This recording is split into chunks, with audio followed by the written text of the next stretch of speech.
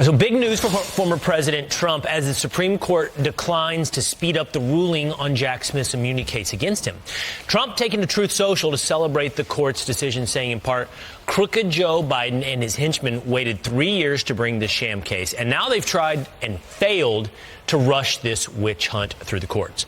So here to react is Fox News contributor and former counselor to President Trump, Kellyanne Conway.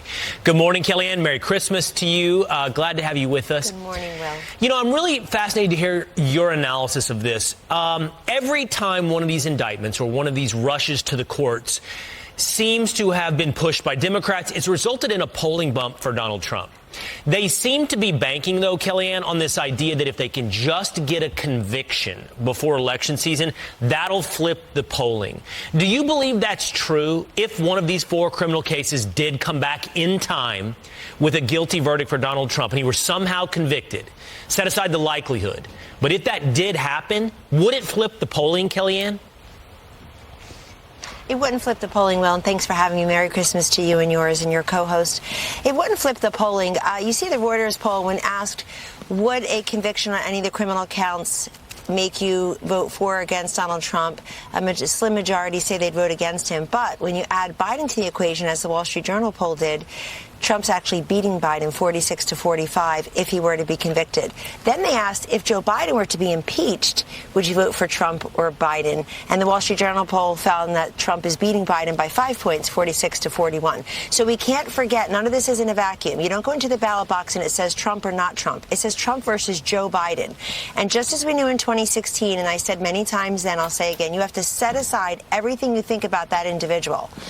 And in this case, Joe Biden and Kamala Harris's man-made crisis of an administration that has created nothing but hurt and pain domestically, at our border, in our communities, our big cities, in your grocery cart, at the gas pump, you name it, and abroad now. We can potentially, and people know this, it's a binary choice. It is not a referendum just on Biden. It is a choice between your life with Donald Trump and your life with Joe Biden.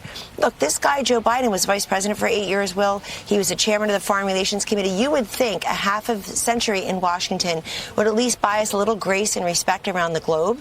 Instead, we may have one foreign policy entanglement and national security disaster per year of the Biden administration. Afghanistan 2021, Ukraine 2022, Israel 2023, and it could be Taiwan 2024.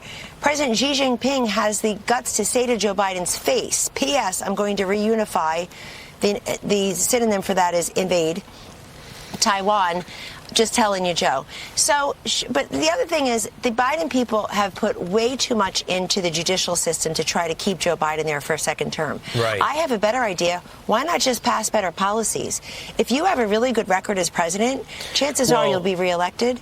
And they're just not. They can't beat him on policies, so they're trying to beat him through the judicial system. To your point, though, it's too late. It's too late to change your policies. That's why Trump's ahead. Well, so here's what I want to ask you. In every swing state, that's why. Okay, if lawfare doesn't work, that seems to be plan number one, lawfare. And again, the goal is not to elect Joe Biden, it is to stop Donald Trump. I think they've made that clear. So if lawfare isn't going to work in time, and then the polling is, as you've laid out, and we've seen that Joe Biden can't beat Donald Trump, again, if the plan is to stop Donald Trump, when do they move to the option, remove Joe Biden? Like find someone else who can beat Donald Trump? Well, speaking of running out of time, I think that's too little too late. They should have done that. If I were a Democrat, I would have gotten rid of Biden and Harris, rolled the dice, Will, and said we'll probably lose in 2024, but we'll save the party and we'll restore the party that was once known for youth and energy. And the future, they had JFK and Barack Obama, Bill Clinton, even Jimmy Carter was in his 50s, in his early 50s when he was elected to the White House. Now they turn around and they get these establishment Loch Ness monster creatures of the D.C. swamp like Hillary Clinton and Joe Biden to lead the party, and look where we are. But I think it's too little too late. I think some Democrats like Gavin Newsom would rather this ticket just bleed out. Well, we'll see.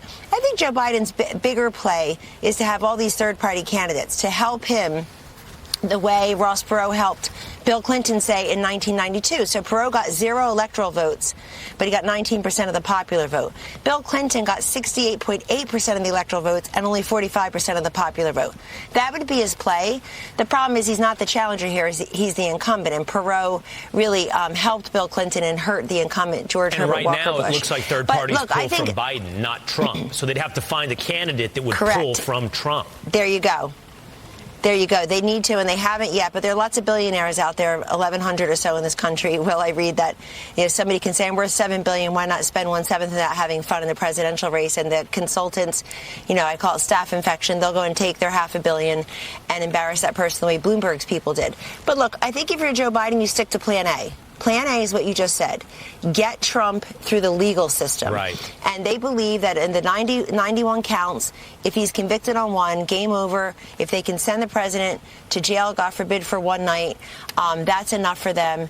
But it's not going to work, and it's not going to work for another reason. Joe Biden probably won't want to debate Donald Trump. We don't even know if Joe Biden can stand still at a podium for 90 minutes. We have no evidence of that, let alone being able to defend this horrible record. So I think that it's Donald Trump who's saying, look, I want to debate him. Here's what I would do to Iran. Here's what I would do with China. Here's what I would do in the Middle East.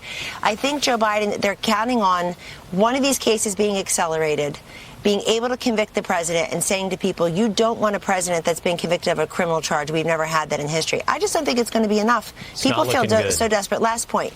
Yeah. We as voters, we talk about and even complain about what offends us. We vote according to what affects us. And that's really the difference here. People are going to be very self-interested, as well they should be, as voters. That's why Trump's ahead in every swing state.